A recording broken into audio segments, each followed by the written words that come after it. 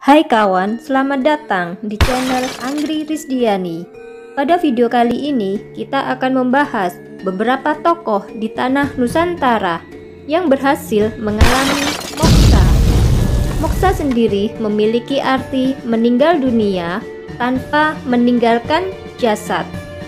Moksa merupakan sebuah konsep dari ajaran agama Hindu dan Buddha yang memiliki makna melepaskan dari segala ikatan duniawi serta putaran reinkarnasi kehidupan fana.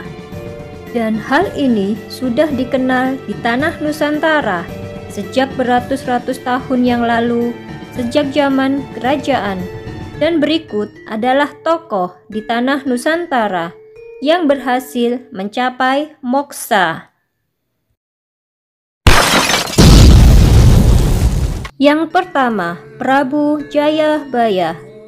Prabu Jayabaya adalah seorang prabu dari masa kerajaan Prabu Airlangga. Beliau mendapatkan jatah wilayah di daerah Jenggala atau Kediri.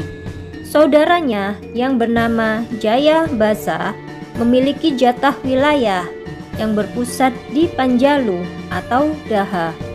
Kedua saudara ini terus-menerus berperang untuk memperebutkan wilayah kekuasaan hingga pada akhirnya Jayabasa kalah dan daerah Jawa Timur dikuasai oleh Jayabaya.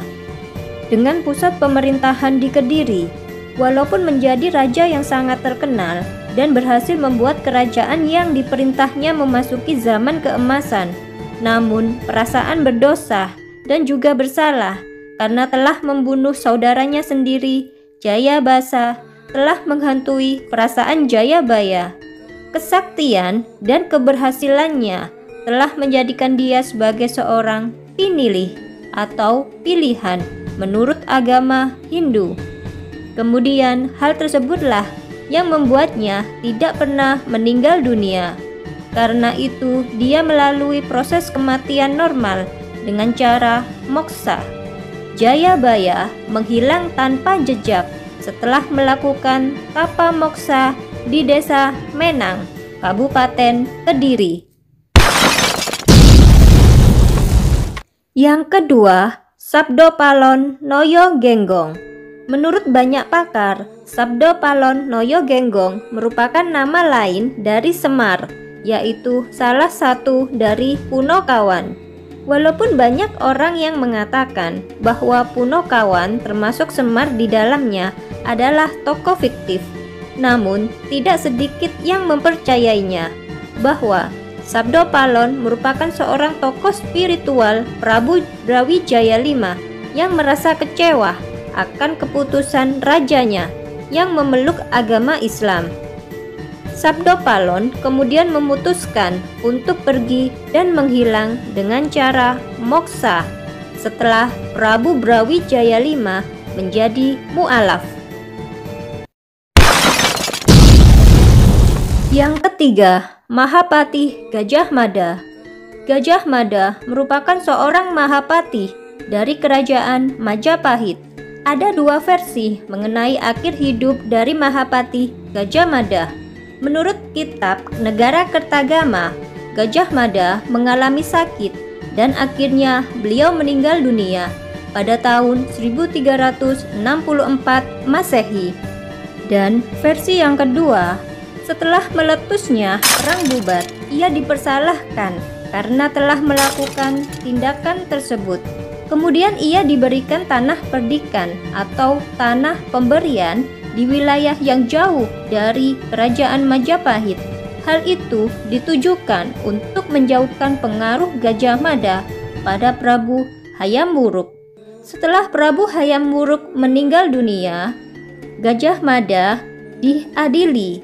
Sebelum dia berhasil ditemukan untuk diadili, Gajah Mada telah melarikan diri. Ia melakukan tapa semedi, tapa berata, dan akhirnya beliau moksa. Yang keempat, Prabu Siliwangi. Prabu Siliwangi adalah salah satu raja Pajajaran yang cukup terkenal dan memiliki kesaktian mandraguna. Dia memiliki banyak pengikut serta membuat negeri Sunda menjadi sangat terkenal seantero Nusantara. Ketika ajaran agama Islam masuk ke tanah air, beliau mendapatkan desakan agar meninggalkan agama terdahulunya dan menjadi seorang mu'alaf.